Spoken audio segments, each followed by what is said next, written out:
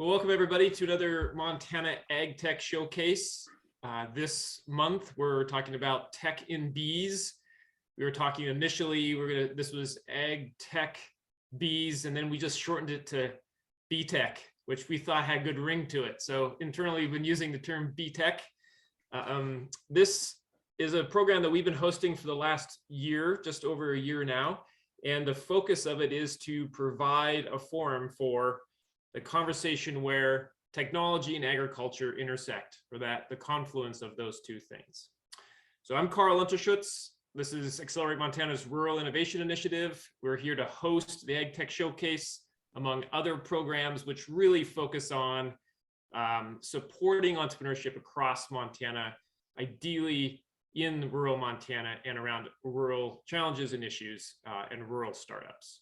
That's our goal. This AgTech Showcase is one of those forums in which we do so. We also do direct coaching. So if any of you out there are working on an idea, back of the napkin, wherever you are with the idea, if it's just a crazy idea and your friends and spouse are tired of hearing about it, you want to tell somebody else, we can be those people. So reach out to us. I'm happy to hear your idea and take next steps. So today, again, we're talking about bee tech, bee technology. We have two great presenters today and folks that have been working in the space of technology and bees for a while. We're going to start with Dr. David Firth from the University of Montana, and then we're going to move to Omar Davidi. Is that, hopefully I got that right? Thank you, Omar, from pretty close. Yeah. He's going to present a little bit about yourself too and your background, and then you can present about the company. And then, like I said, we'll move right into some questions from folks on the call. And I already have questions for everybody. So David, if you would start us off, tell us a little bit, one, about your technology, and then sort of maybe a little bit of that background, and then we'll go from there.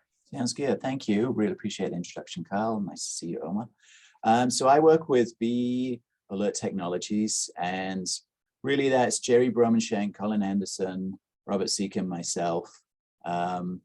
And Jerry and Colin have been working with bees for over 30 years here at the University of Montana. And I don't know, 15 years ago, we actually got a Department of Defense grant to develop technology that would allow the US military to find landmines.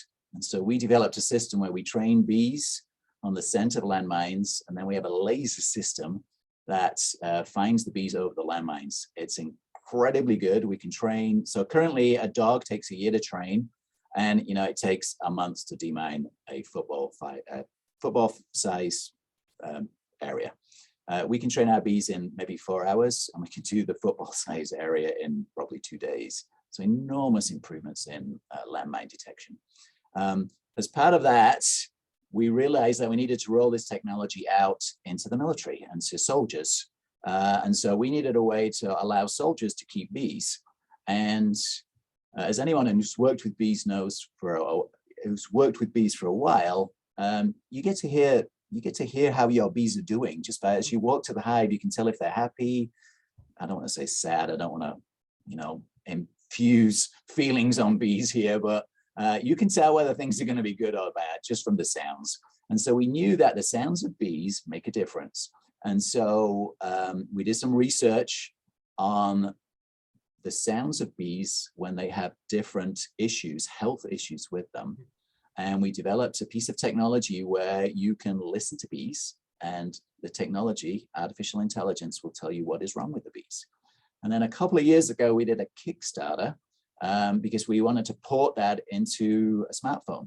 And so what we developed was the Bee Health Guru smartphone app, which is a smartphone app that allows you to put your smartphone in the hive entrance, listen for 30 seconds, and then our system will tell you what is wrong with your bees.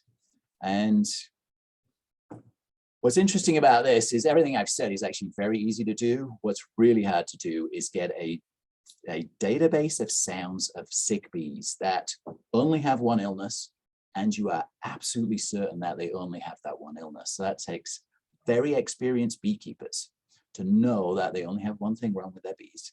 And they need to know that we need those sounds. And so Jerry Bromenshank is world renowned. He's spoken internationally. with master beekeepers and master beekeeping groups. And so we spent 2-3 years collecting sounds from around the world of sick bees. And so what we do is we can listen to a colony of bees, and we compare that sound to our proprietary and really hard to get sounds of sick bees, and we can tell what's wrong with them. And so that's the technology right there in a kind of a nutshell. Yeah, thanks, David. So I know, because obviously I've heard some of your backstory and so forth, but I know you also, while you had this technology, you came up with it, you've developed it, you're ready to go to market with it, and you were participated in what is called the ICAR program, which is a program that's federally funded to take technologies from universities and commercialize them. So you were able to participate in this program. Yeah. Could you tell a little bit of the story about, and maybe briefly, because I know it takes you some time, but between you start off, okay, I've got this technology, here's my market, backyard beekeepers, they're gonna need help, or maybe it's military, maybe it's soldiers that need to know how to take care of bees. Here's an app that can do it. You start there, and then what happens? Yeah. So the ICAR program is a wonderful program, NSF funded, and we were part of that nationally.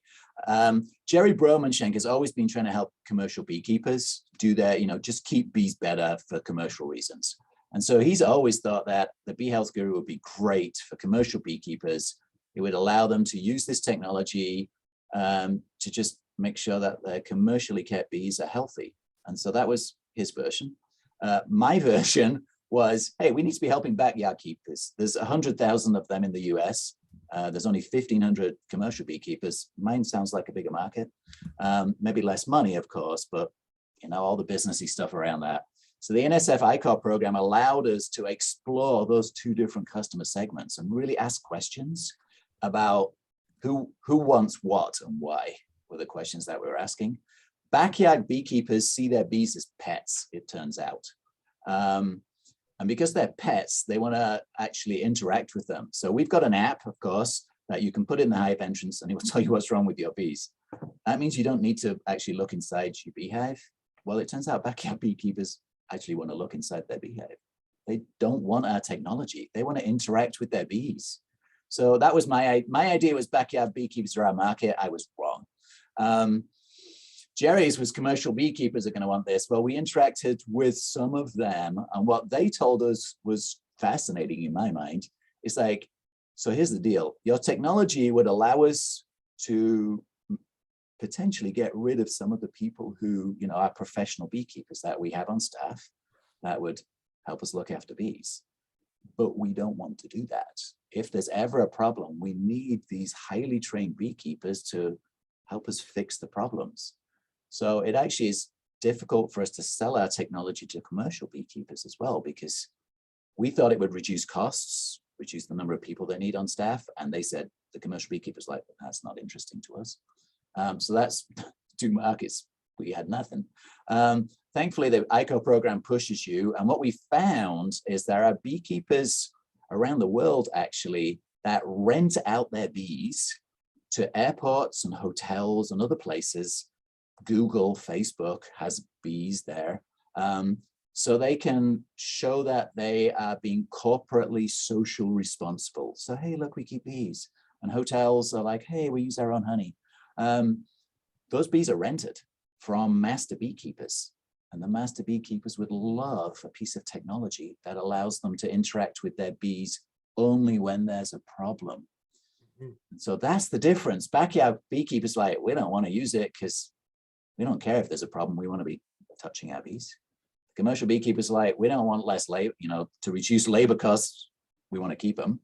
But this particular group of corporate social responsibility beekeepers, they're like, yes, we would love this technology.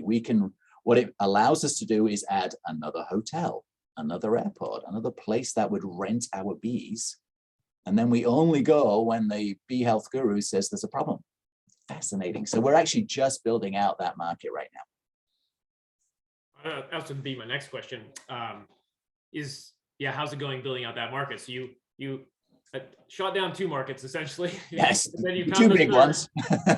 Two big ones. You found the third, and now you're starting to build that out. Are you running into any other challenges currently, or any other things that you're is opening up? Frankly, I mean, the NSF funding allows us to go and see these beekeepers, and the only restriction has been the travel, and we're just getting out of that. So we are literally booking visits out to Denver. We're hoping to go and see some of the European people who do this because they're actually ahead of the US on this. Being corporately social responsible is way ahead of the curve in Europe. So we're hoping to go and actually see people who do this as kind of a career. And we do believe everything you've seen just over the last 2 months about American companies backing off from Russia, right? This notion that, sure, there's money to be made, but actually we need to be corporately social responsible. What we've just seen in the last 2 months, last 4 weeks actually, right, is a just enormous value proposition that doing the right thing is super important to companies. And that's exactly what our Bee Health Guru allows companies to do. It allows them to have bees, have them looked after by the person who rents them to the master beekeeper. And our technology helps the master beekeeper. So we think it's going to be an enormously growing market. And we're just right at the start though. Right. Interesting. I think that might create some opportunity even for Montana's. I mean, maybe folks on the call know this, but Montana is one of the largest honey producers in beekeeping states in the country. Yeah, and it's very spread out, right? And so it turns out that the big costs of these people, there's 2 costs of these people who rent out their bees. It's time and it's fuel, frankly, to get between places. And so our technology reduces the cost of those for people who don't want to interact with bees unless they're sick. And that's the kind of important qualifier here. So. Great. Thanks for sharing that. Any questions out there? I don't see anything in the chat yet. Feel free to take yourself off mute, raise your hand. I often leave an awkward pause right here. If people are not accustomed to Zoom, just dive right in. Can I get the recording emailed to me? Sadly, I have a grant meeting to go to. This is way more interesting than my grant meeting. Can I leave my email in the chat, and I'd love to listen and be part of this, please. Yeah, Shanna, go ahead, drop it in the chat there, and yeah, we'll set it out to everybody for sure. Hi. Hey, Rachel, go ahead. I saw you. Yeah. I just had a question about whether are you trying to get like what is your progress in terms of like the LiDAR technology in the military, and also like are you potentially going to use this app with the military stuff as well? That's a great question, Rachel. I'm excited because I don't know if you remember, I think I met you like 8 years ago or something, but I worked with Jerry and Colin back when they were just starting to like get the LiDAR stuff going. Yeah, so we've pushed the LiDAR out. We know it works really well. Yeah. The short version is it's almost impossible to sell demining because it's run at the country level. And so the US State Department provides funding globally for people to do demining. And you've got to know people in the State Department. You've got to know people in Croatia or Armenia. That is just insanely difficult to have those contacts and get that done well. What we have found is that we can train our bees on all sorts of dead bodies, the scent of dead bodies, although there's not much call for dead body finding. But a recent one was giant African land slugs. I got that right? Gals? I only know it was gals. But anyway, in Florida, there's this infestation of slugs that are about this big. And they're causing chaos. And it turns out they have a particular scent, which we can train our bees to. And so we actually worked with the state of Florida on finding out where these things were. And then they send, it sounds weird. We can map where they are very accurately, very quickly. And then they send people in to literally crush the things because they're so invasive. So invasive species detection. And down in Australia, we're actually working on fire ants, same thing. Very invasive species. They have a particular scent. We can train the bees, can let them do their work. Our LiDAR system detects them. And then you can go in and I would imagine you kill fire ants with fire, but I'm not sure what we do next, but that's so yeah, invasive species detection is where we're at, which is sort of what a landmine is, right? It's an invasive species. That's cool. Yeah, I remember talking to them about invasive species, but it hadn't been used for that yet. Yeah, we've done it. It's But- really neat. Yeah, we were talking about zebra mussels, but it sounds like Yep. that. I don't know if that would be one too. Yeah, it's. That's yeah. That's so cool. Yeah, cool. Thank you, Rachel. That's a great question. Yeah. Yeah, thanks, Rachel. Oh, Like, anybody else? Last question for David. We'll have time at the end too. We'll come back around again. So the model is Omer will present, and then we'll go from there, have some questions, and then we can come back around and ask general questions of everybody. So we'll have some time. We're not hearing anybody sort of dying to ask a question. I have a lot of questions. I just don't. Yeah. Well, yeah. Do you want to? This is. I mean, neither of you have been on this forum before, but this is really.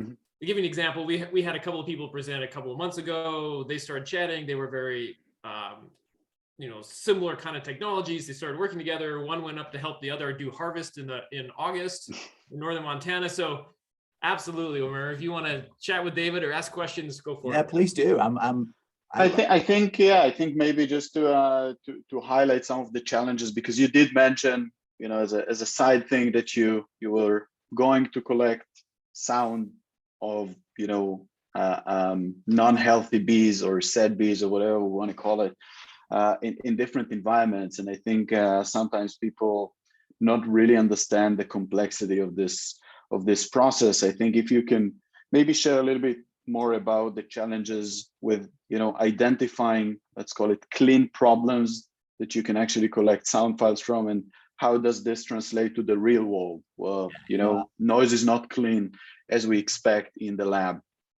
Omar, that's a wonderful question, and really kind of, again, our technology, everything we do is actually not that difficult. We collect sounds, we do a Fourier transform, and then we just run them against a database, right? I mean, as described, that's pretty simple.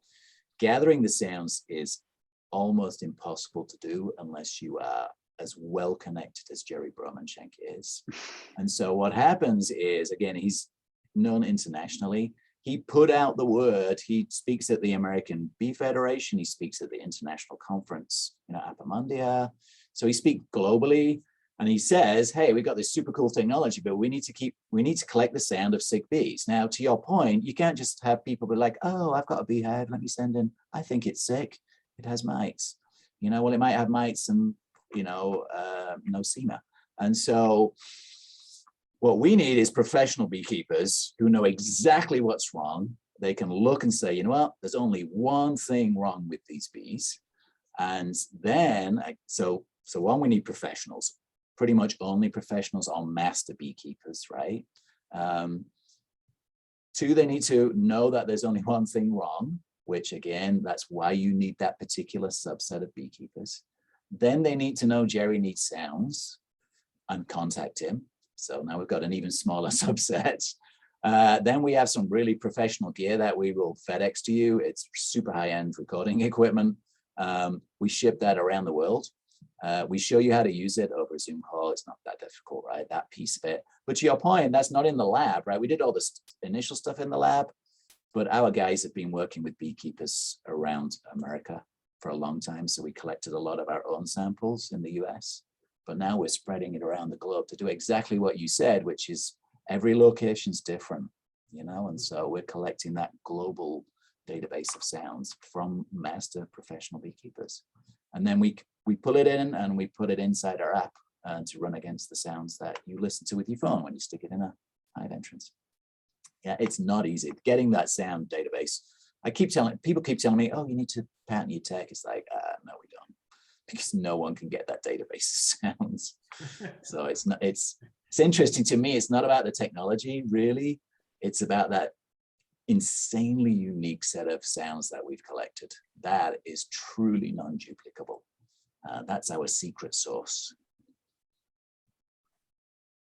Nice. Great question. Well, let's hear about Bee Hero. if you're ready. Sure. Yeah. And maybe a little bit about, just maybe a little about your background too, and sort of how you came about Bee Hero first, or where it came from, because you're one of the founders, right? Or the founder. Yeah. So yeah. Yeah, sure. And I'll probably touch some of the things that David mentioned, because it's the same challenges, mapping the specific users and customers, and like trying to tie some sort of a commercialized path for this. So I think this is where we can probably have even a deeper discussion. Briefly about myself, I'm not a beekeeper, I'm not a farmer, I'm a data scientist. I'm actually coming from the cybersecurity world. The accent is from Israel. I'm originally from Israel. For the last 3 years, I live in California as part of Bee Hero efforts to grow and to expand. Before Bee Hero, I worked with the Israeli Cyber Center for a few years on some interesting projects, and later on, I shifted towards entrepreneurship. I founded 3 companies before Bee Hero in the field of energy recycling, in the field of retail, and in the field of aquaculture. I sold 2 of those companies. I closed one of them. So I've seen, I guess, both sides. And then a little bit more than 4 years ago, I met one of my co-founders, Itai Kanot, who is a 2nd-generation commercial beekeeper. His family owns the largest bee farm in Israel. They run approximately 5,000 or 6,000 beehives. So in Israel scale, that's like the biggest. In the US scale, that would be like a medium size, I would say, beekeeper. And I was just intrigued with, colony collapse disorder, and in general, the fact that bees are moving on tracks. Like this was new to me. Maybe for everyone here, that was like a known thing for many years, but I didn't know about all the implications of colony collapse on pollination in general. And one of the things when, we were trying to dive in, and I really wanted to learn more about the problem, and luckily I had Itai who can, communicate with me and like give me the insights on the industry in general, is try to identify how come we don't see, big winners in the hive monitoring domain. And we contacted several companies that we've seen back then and tried to identify why everyone is shifting towards the hobbyist beekeepers. Like, why is it so challenging to gain some sort of a traction with the commercial beekeepers? And one approach is to say, everyone will wrong, we can do it right, and usually that's not the case. Like, there's something inherent in this concept that we need to better understand. And we decided to put some more focus on pollination in general. So we understand that there's a problem with bees, and we understand that the beekeepers, especially the commercial beekeepers, are basically the core to the presence of bees now in this, like supporting crops in general. And the big question is, can we build some sort of a holistic solution that can support the efforts of commercial beekeepers, but can also translate to improvement in pollination, because that might generate a different path that will allow, some more engagement with commercial beekeepers. And we develop those sensors. We focus on in-hive sensing. So I think part of the discussion, David, I think is interesting also, where do you collect the data from, which is so different. Like we can talk about so many challenges, in just deciding where do you want to put the sensor and what kind of parameters you want to collect from the hive. So you start, and I remember actually this discussion, you're trying to get shortcuts all the time when you build a startup company, because you don't have a lot of resources, especially at the beginning. And we contacted a lot of those research facilities and we said, okay, we want to see data. We want to play with data. We want to see if this is what we want to dedicate, our near future towards. And the level of data that we've managed to see at this point was not very significant. Like, very comprehensive experiments were done on like 8, 10, 12 hives. I think David maybe can share some of his experience in this, but it was just not enough. So in some areas, you can focus on very precise measurements, like extremely precise measurements, and you can do it on small scale of sample set, like 10, 12 hives and so on, and you might get to conclusions. But this means that we need very expensive equipment. very expensive equipment with the complications of commercial beekeepers and the challenges of being profitable and mortality rates and so on, goes back to expansion.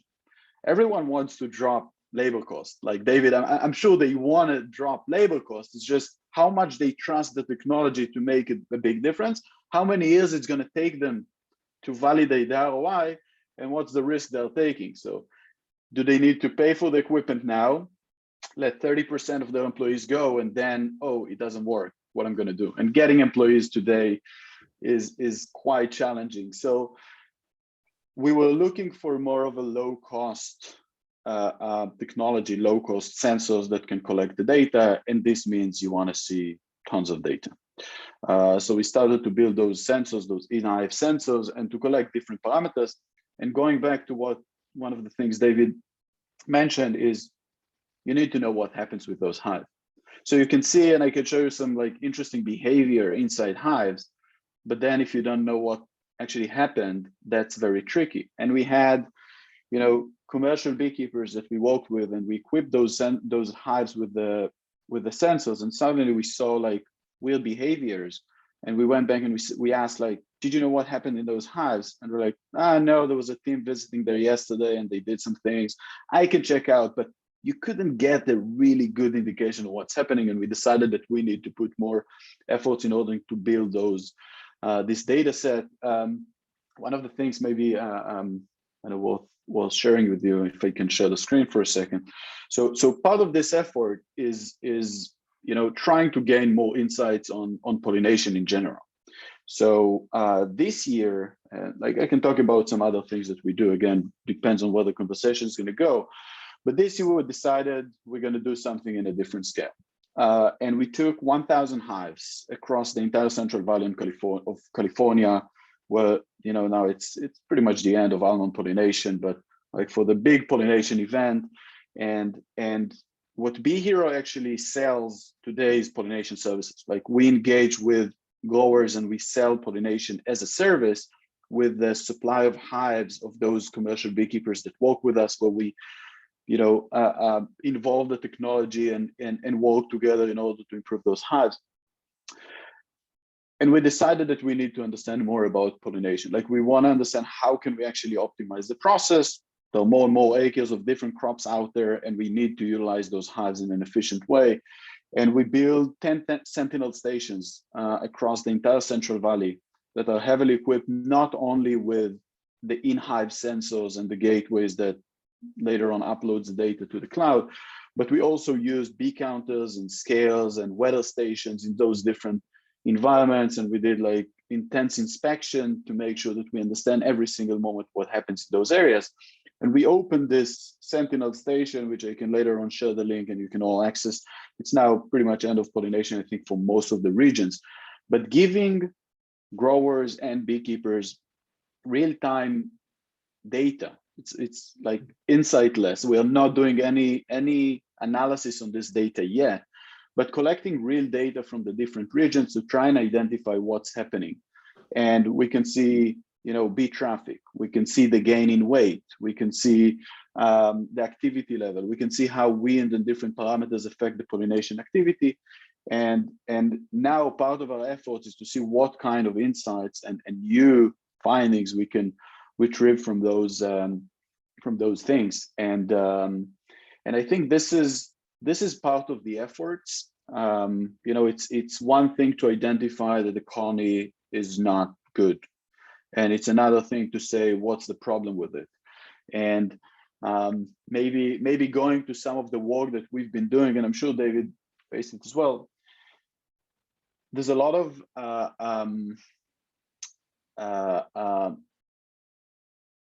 uncertainty about the things that you can determine from inside the hives, or even from collecting data from hives. And if we take it to the extreme, it's easy. But we're also trying to use the right words when we want to talk about the vision of what we do and so on. And David mentioned what the things that we do to the sound eventually are pretty much the same method. It's a question of, can you get precise data? Can you train enough data points, and then is it accurate enough to be used in this specific channel that we want?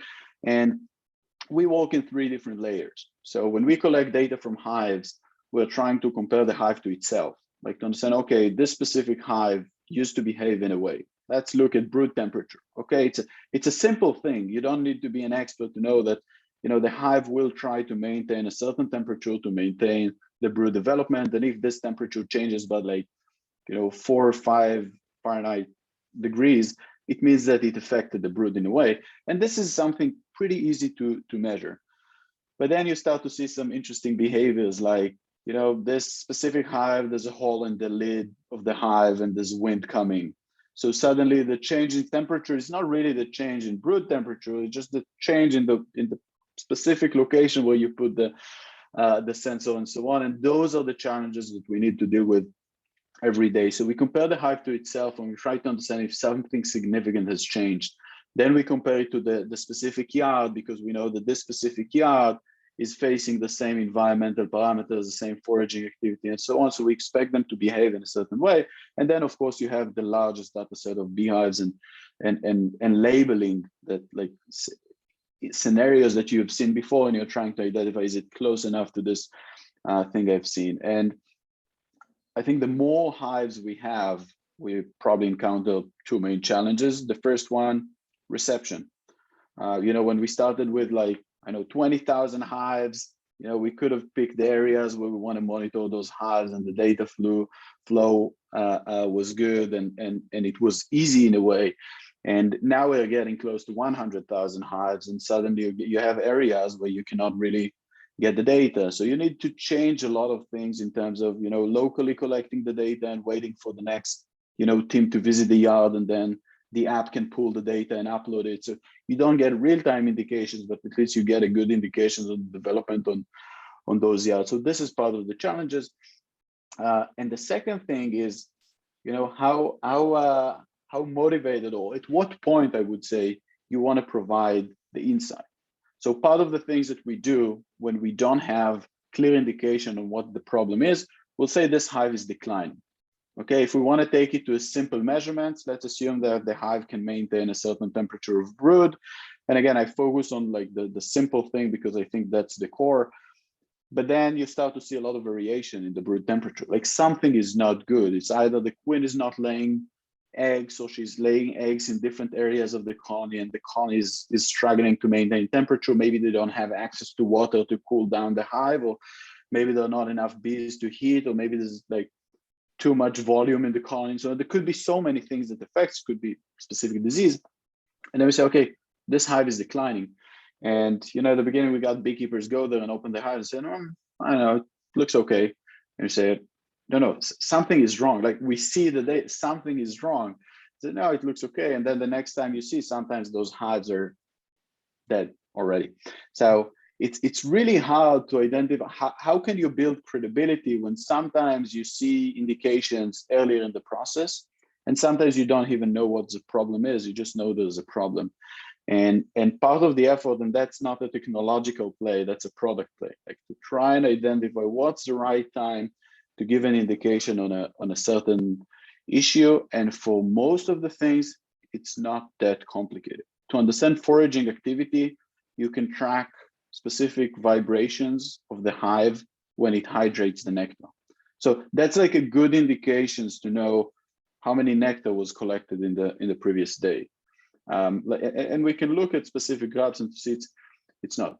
The fact that there's so much change between different hives, and the methods of different beekeepers is so different. I think this is where the biggest challenge is, and that's reality. This is what we need to deal with. So yeah, I have a lot of things to share, but I'm happy to try and answer the things that interest most of the people here. Great, thanks. Any questions out there? I haven't seen. Thanks for that clarification, David, as well in the chat. Any other questions? Unmute yourself, jump in.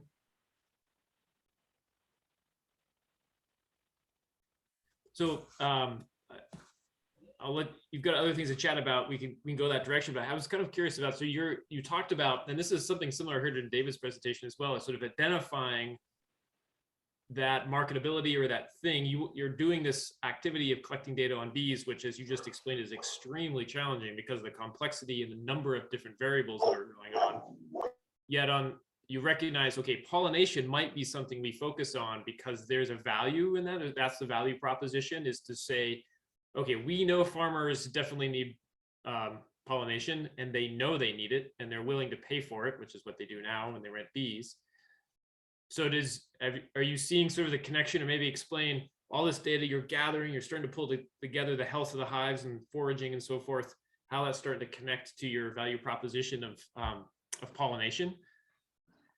Yeah, so I think if we even go one step, backwards, you try to identify whether your solution needs to suit, hobbyist beekeepers and commercial beekeepers, because that's a different thing. And hobbyist beekeepers, they don't want to know what's happened in the hives. They want to open the hive. They want to look at it. They want to see it. They want it to die and then to fix it. And it's a path.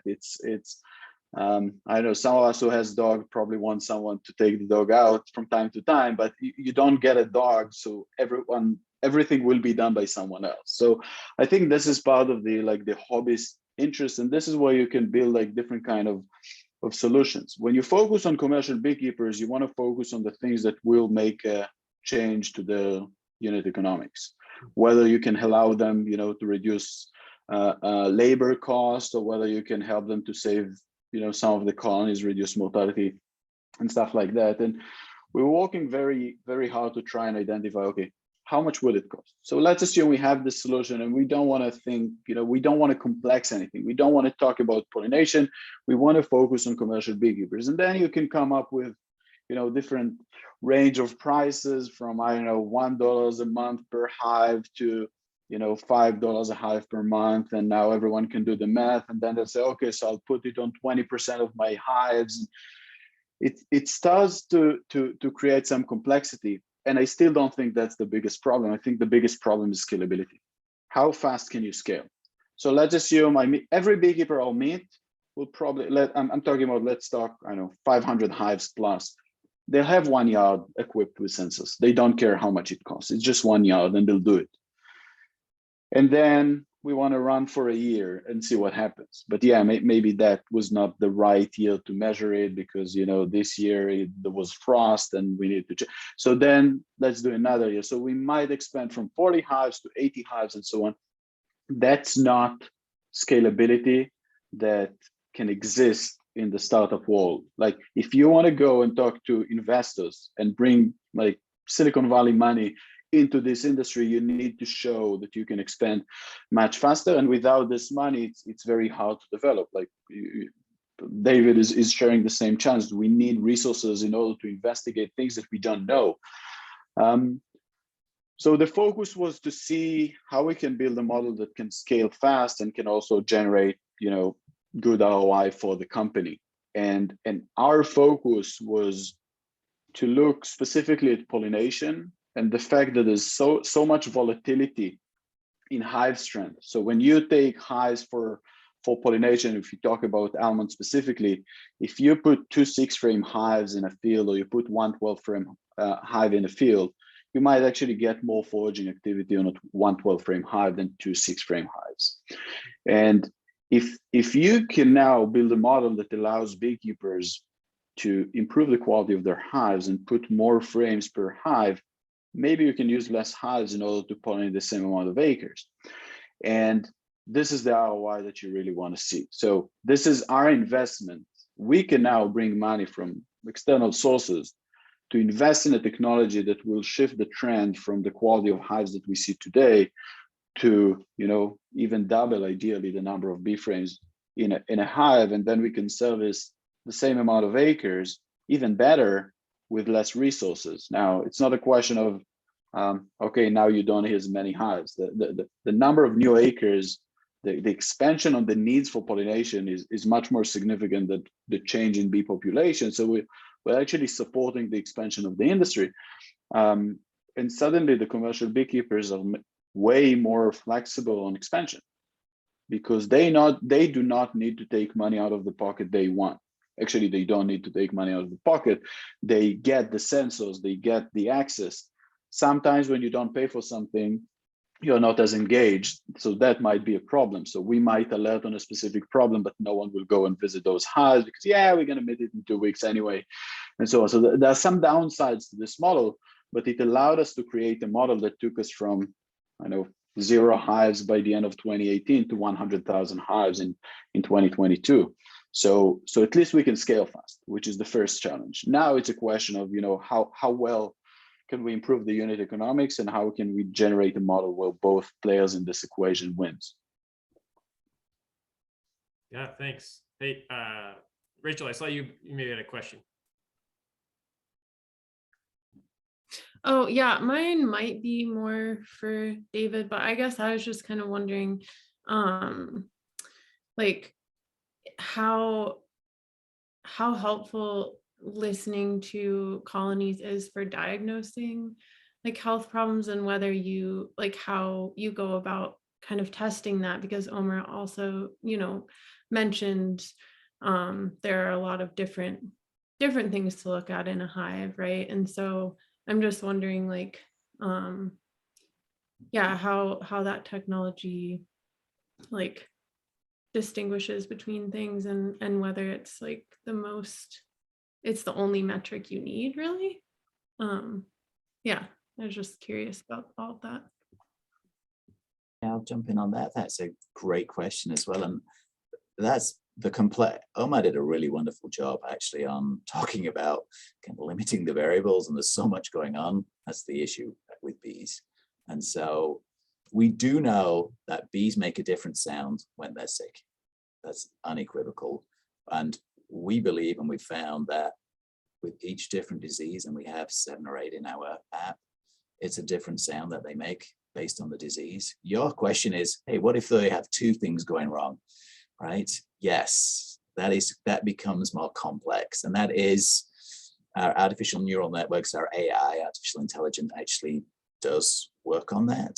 So we can use the technology to tease that apart. There's a way to do that. But Omar even mentioned it. It's like, what if it's windy where you put the colonies? And what if we know water is a huge issue, actually.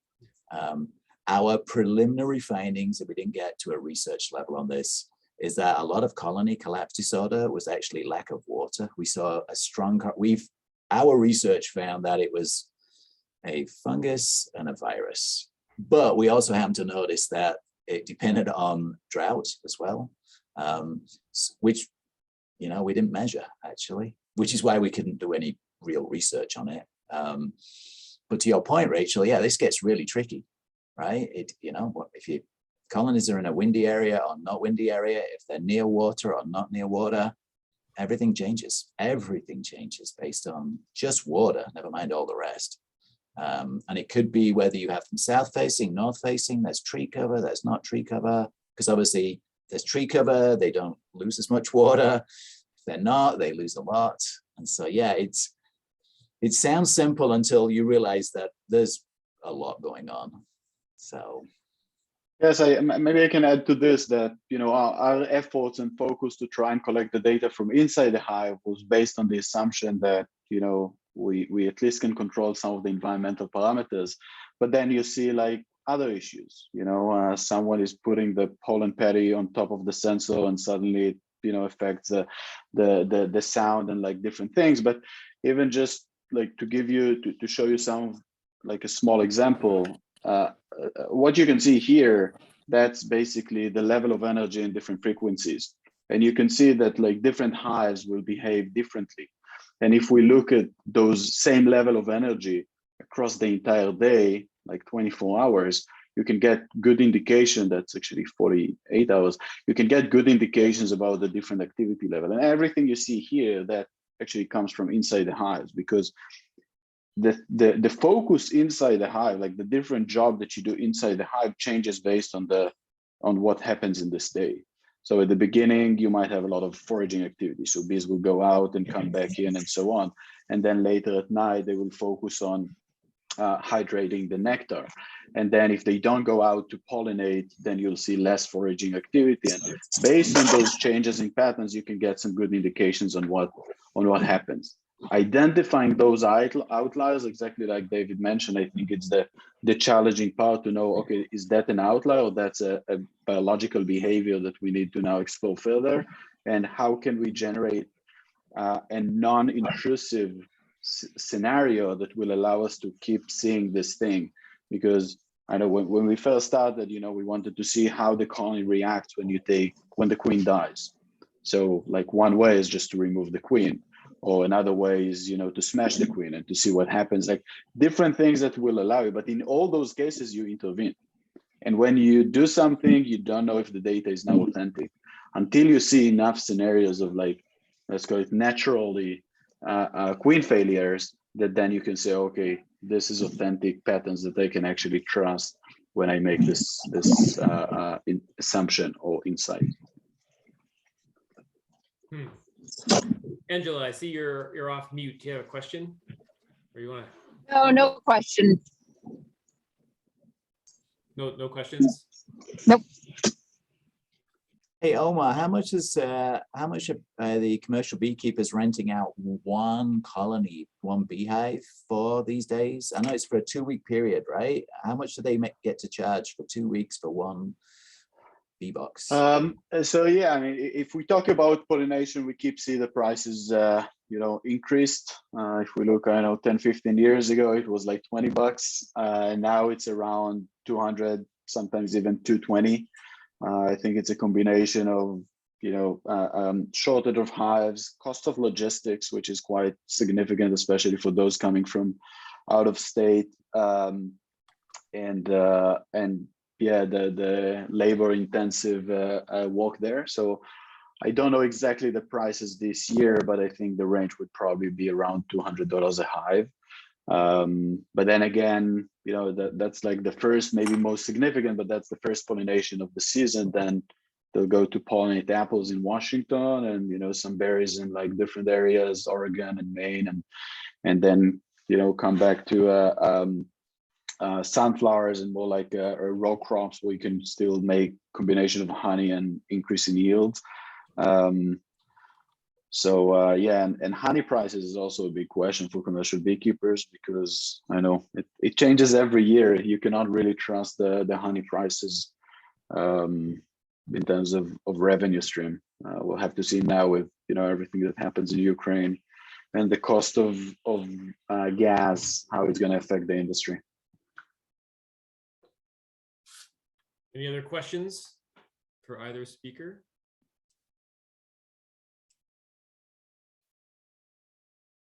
Omer, I've got one. So you were talking about the scalability and the challenges of scaling in the hive or the professional beekeeping market compared to like what you might find in technology in the Bay Area or something like that. And that certainly is something we confront in Montana all the time with all kinds of startups, because we often are doing projects or startups here that don't have that same kind of very, very fast scalability.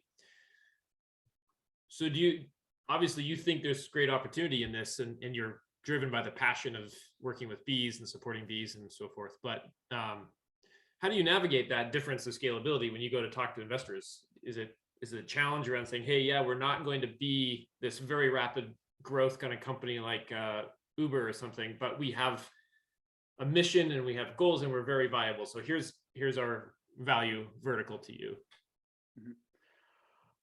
So I think we start to see some changes in this industry. Like if you see the increase in investments in agricultural space in general, on the startup side, you'll see the biggest increase. It's still not a significant amount of the money that is invested, but the trend seems to be positive. I think that I would say the normal venture capitalist is struggling with investment in agriculture. You know, it's a different ROI model. There's a question of expansion.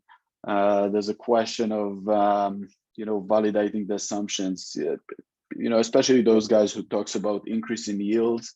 How many years, how many acres do you want to see consistency before you actually trust that you're the reason for yields to increase? And I think also, you know, I would say the visionary story of entrepreneurs is not going very well with, you know, boots on the ground farmers who like wants to, like, no bullshit, basically. So that's an interesting transition. I think we try to focus a lot on strategic investors, and I think those guys do understand. So, if we have ADM Capital and also Rabobank as strategic investors that understand agriculture probably better than me, they understand that the ROI or the life cycle of startups in this industry is a lot different from the cybersecurity world that I used to work with, and like it's just different.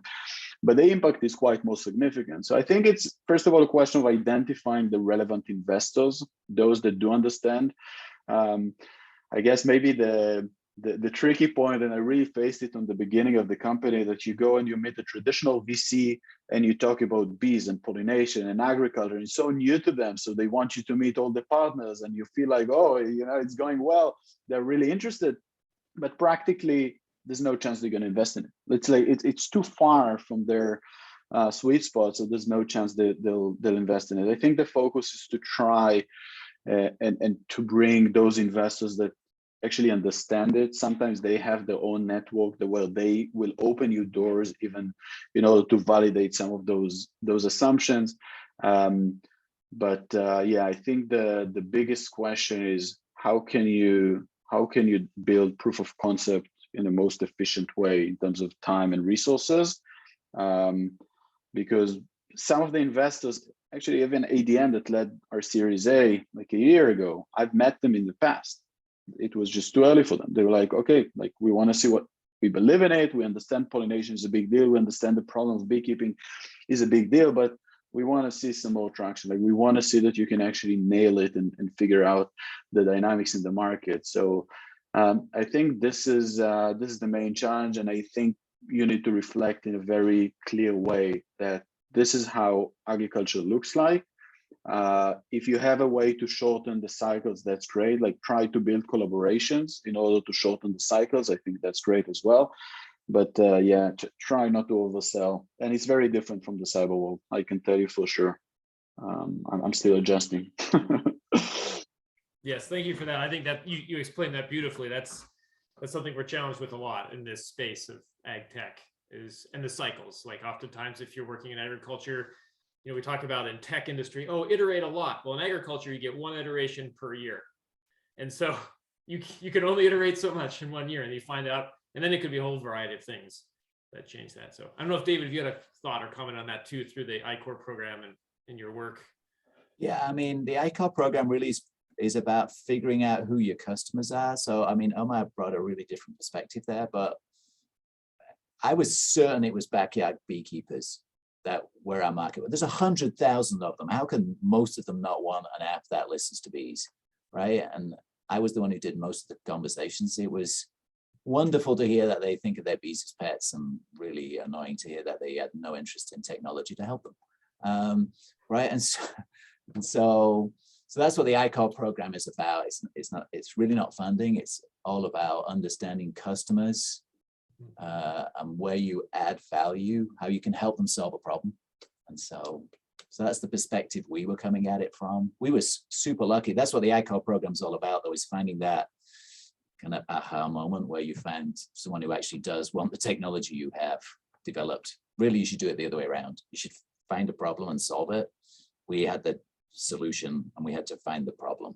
So we were sort of going backwards, which happens a lot, it seems. Yeah, I don't know, I'm going to say something, Omer.